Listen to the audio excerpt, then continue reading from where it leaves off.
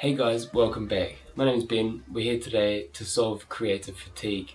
I've been suffering it lately over the last few months, where my motivation for taking pictures and making videos has slowly waned. But my solution for that has and always will be to shoot, film. Taking away all of the digital reviewing your photos and editing it and rushing gets me back in the creative zone. I've picked up this Olympus OM-1 with a 100mm lens, 35mm lens, a motor drive, some flashes, filters, a 2x extender that takes this 100mm lens and makes it a 200mm lens with all the original manuals and everything. It's a great piece of kit for around £250. My goal over the next 24 hours is to take the Olympus camera, the OM-1, some Tri-X black and white film, and just get back to basics. It should be a fun video. Let's get going.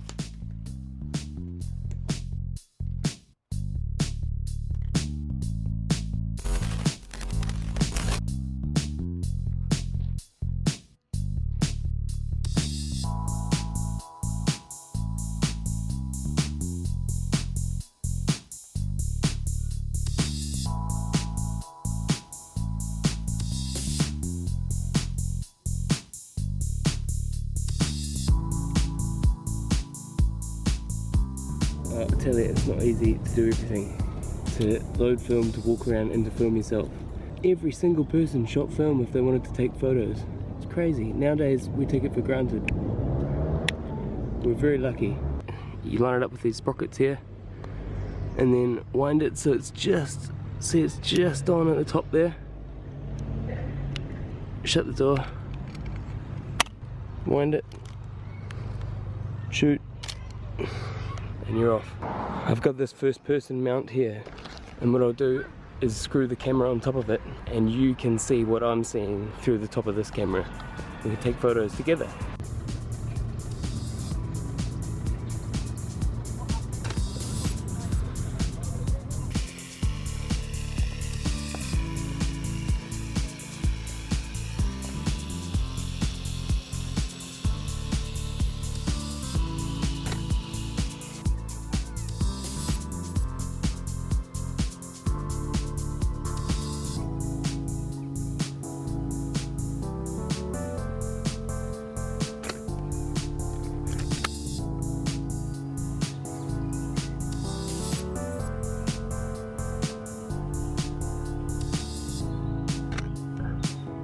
So what I do when I'm shooting with any manual camera is just basically learn the settings for a bright, sunny moment and another set of settings for when it's cloudy and dull.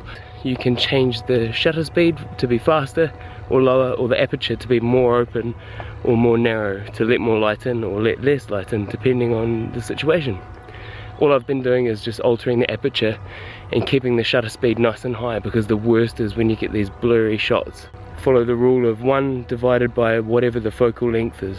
If it's a 35mm lens, you need to go to a minimum shutter speed of 1/30 or 35. Or if you're using a telephoto lens, say a 200mm lens, then you need to make sure you don't go below 1/200th of a second unless you've really got a stable setting like a tripod.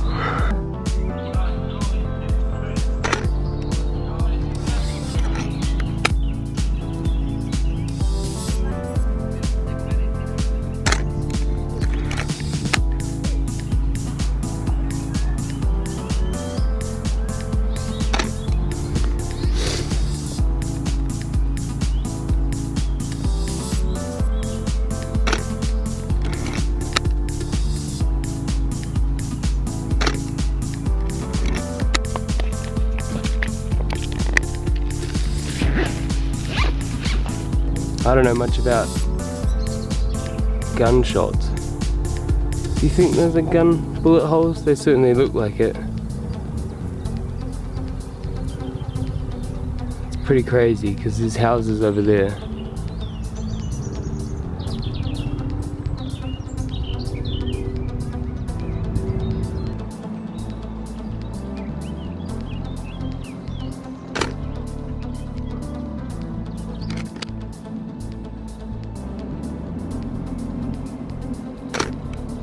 it's important when you first get a camera like this to take a bunch of shots at different settings with the same film, and make sure you write them down so that later on you can learn. With a digital photo, you can look at the metadata in Lightroom and it will tell you exactly what you did with exactly the settings and everything like that.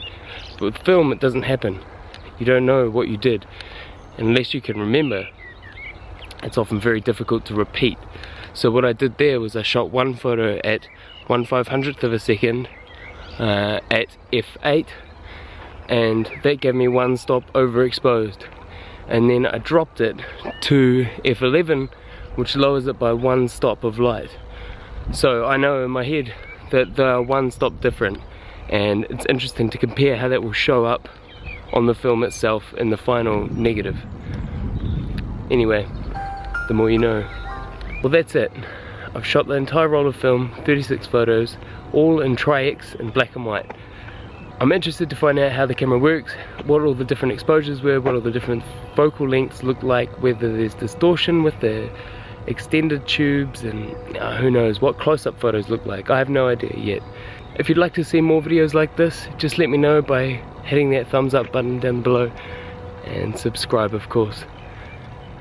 Leave a comment to let me know if you thought anything cool, or if you liked any part of it, or if you didn't like something, if you'd like me to change it for the next one. But I'm pretty keen on getting back out there and taking a lot of photos.